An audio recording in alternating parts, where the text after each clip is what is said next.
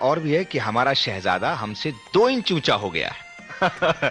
इसके जूते का नाप भी हमसे 2 नंबर बढ़ गया है। जी हाँ, हमारा बेटा जवान हो गया है।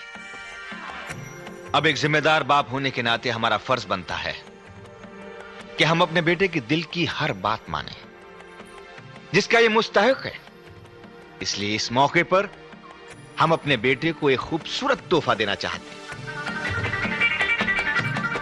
वो तोहफा जो इसका मनपसंद है,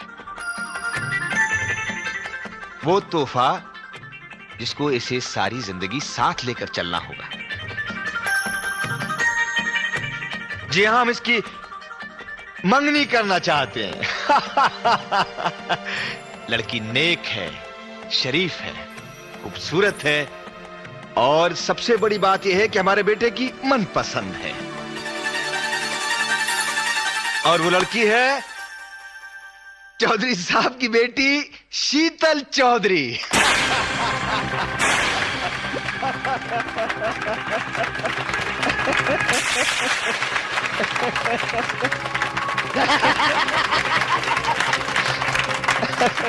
बेटा, अंगूठी पहना दो।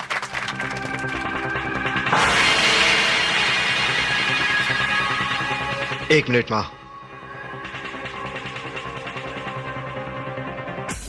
आज अपने जन्मदिन पर मैं आप सबके सामने अपने दिल की बात रखना चाहता था, लेकिन मुझसे पहले गवर्नर साहब ने एक फिजूल सी बात करके इस माहौल में जहर घोल दिया।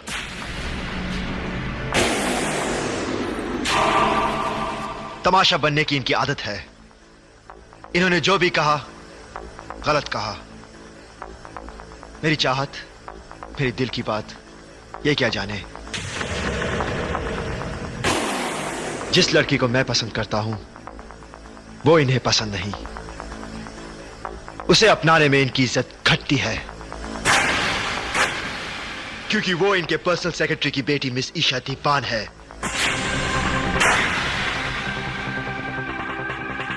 ये क्या पागलपन है साहिल? हमने जो कुछ भी किया है तुम्हारी मर्जी के मुताबिक किया है।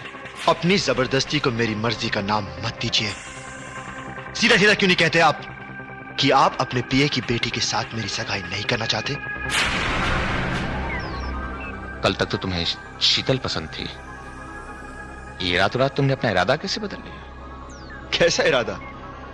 किसने कहा आपसे ये सब? हाँ, क्या भांग खा रखी है आपने?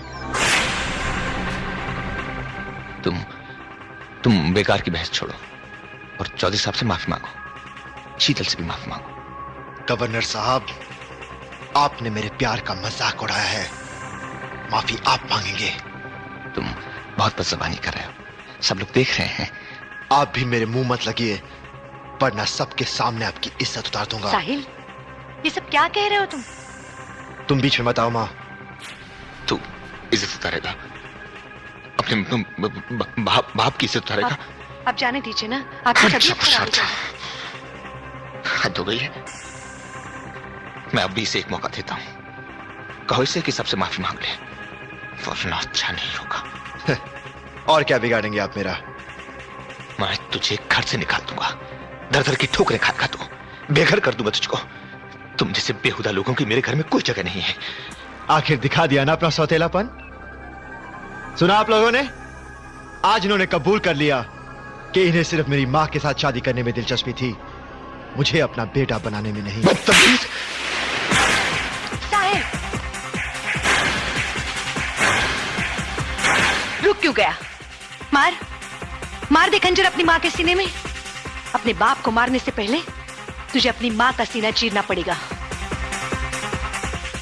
अगर ये आदमी तुम्हारा पति नहीं होता तो आज ये खंजर इसके सीने के पार कर देता मैं।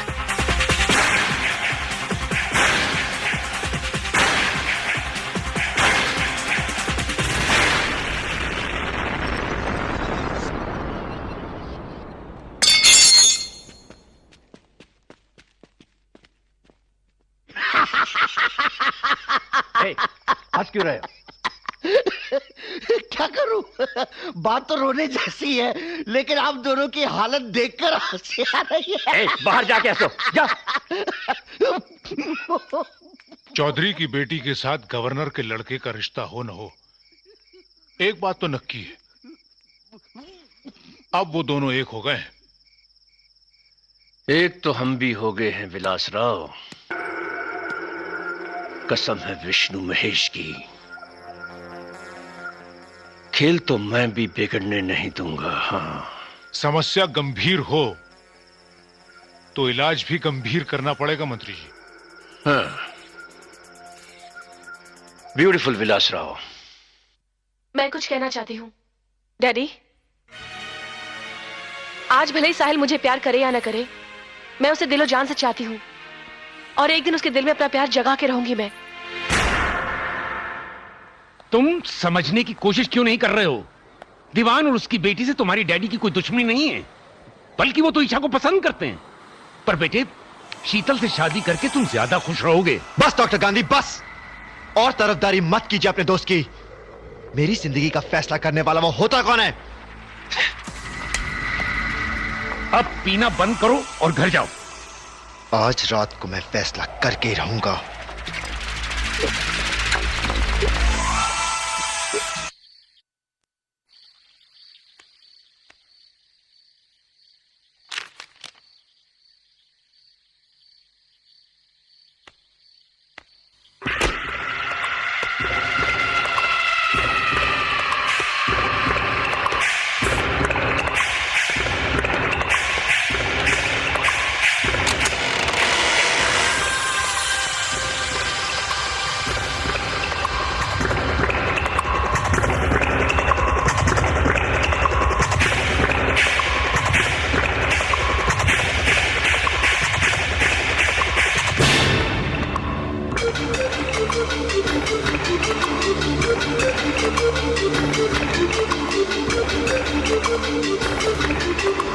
कहो, क्या काम है?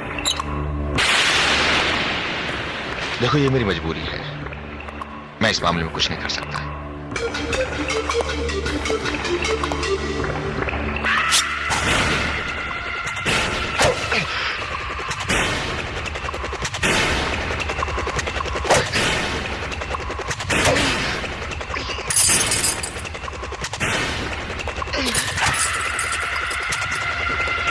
गवर्नर साहब,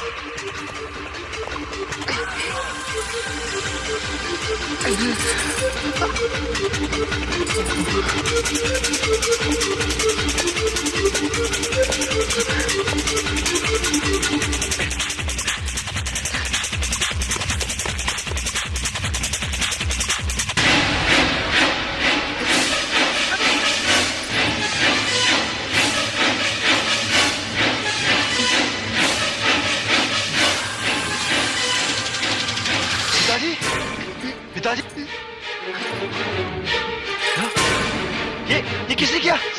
हाँ, किसने किया? बोलिए, बोलिए।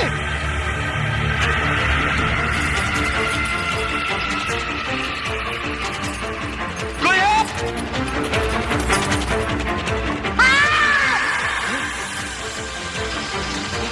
माँ, माँ, नहीं माँ, मैंने कुछ नहीं किया। और क्या कहूं मिलॉर्ड, 29 अगस्त की रात को पार्टी में इसने मकतूल पर पहला कातिलाना हमला किया, लेकिन लोगों की मौजूदगी को देखते हुए इसने अपने नापाक इरादों को रोके रखा और 30 अगस्त की रात को मौका पाते ही इसने अपने पिता का कत्ल कर दिया। योर ऑनर, अब मैं अदालत का ज्यादा वक्त ना बर्बाद करते हुए शहर की उन हस्तियों को पेश करना चाहूंगा जो साहिल सिन्हा की बच्चलनी का सर्टिफिकेट देंगी। कसम है वेद पुराण की जज साहब, 29 अगस्त की रात को अगर शारदा देवी बाप बेटे के बीच में ना आई होती तो इसने तो अपने बाप का कांड वहीं कर दिया होता। हाँ, योर ऑनर, 29 अगस्त को इसका असली रूप देखकर मैं कांप गया। चाकू हाथ में लेकर अपने बाप को मारने के लिए दौड़ा आया, चिल्ला चिल्ला कर कह रहा था कि यह खंजर तेरे सीने के पार कर दूंगा, मार डालूंगा तुझे। योर ऑनर, 100% इसी ने गवर्नर का मर्डर किया है। बेचारे गवर्नर साहब इसे समझाने की कोशिश करते रहे, बेटा बेटा कहते कहते उनकी जुबान सूख गई, मगर ये तो खून खराबा करने के चक्कर में था। सौतेला बेटा है ना, इसीलिए इतनी घिनौनी हरकत करी है इसने। इसमें कोई शक नहीं है जज साहब, गवर्नर साहब का खून इसी ने किया है। इसी ने। योर ऑनर, 30 अगस्त की रात को जब पुलिस ने साहिल सिन्हा को रंगे हाथों मर्डर स्पॉट पे अरेस्ट किया था, उस वक्त ये शराब के नशे में धुत था। फिंगरप्रिंट्स एक्सपर्ट की रिपोर्ट के मुताबिक कातिलाना खंजर और हिज एक्सेलेंसी के बॉडी पर पाए गए उंगलियों के निशान सिर्फ साहिल सिन्हा के ही थे। That's all your honour.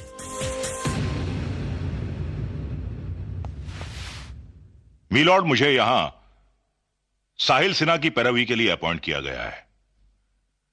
Record है कि एडवोकेट थाना वाला आज तक कोई केस नहीं हारा, लेकिन आज मैं ये केस हारना चाहूंगा। गवर्नर जयसिंह सिन्हा की यह वसीयत जो उन्होंने मुझे दी थी, इसमें साफ लिखा है कि उनकी मौत के बाद उनकी तमाम जायदाद का वारिस उनका इकलौता बेटा हर्ष सिन्हा नहीं बल्कि साहिल सिन्हा होगा। इसी प्रॉपर्टी की लालच ने इन्हें अपने बाप का खून करने पर आमादा कर दिया, इसलिए वसीयत के बनते ही इन्होंने अपना असली रंग दिखा दिया। ये झूठ है और तुम्हारा केस भी झूठा है। जज साहब, मैंने अपने बाप का खून नहीं किया, लेकिन मेरी कोई बात मानता ही नहीं। हाँ, मैं झूठा हूं। यह केस झूठा है, सबूत झूठे हैं, गवाह झूठे हैं, पुलिस झूठी है, सब झूठे हैं। लेकिन योर ऑनर, ऐसे मौके पर एक मां कभी झूठ नहीं बोलेगी, खास तौर से उस वक्त जबकि उसके बेटे को फांसी लग सकती है। इसलिए मैं अदालत में श्रीमती शारदा देवी को पेश करने की इजाजत चाहूंगा। इजाजत है।